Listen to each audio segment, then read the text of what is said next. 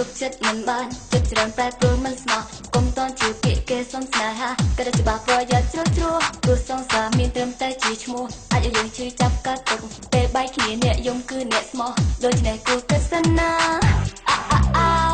កុំតន់ជឿគេកុំតន់លងស្នេហ៍លាក់សិនបានទេកុំឲ្យគេដឹងចិត្តយ៉ាងព្រោះព្រឹងអីឡើយមិនទៅស្មងនឹងស្ដាយស្ដាយចិនប្រងងាយរហ័សណាស់លឿនតូចភ្នែកបន់តស្នេហ៍យើងហាក់ស្មោះគេទេពេលកាត់ឡើងជឿទេហេតុនេះត្រូវគិតថោហេប្រលើទុកចិត្តមិនបាន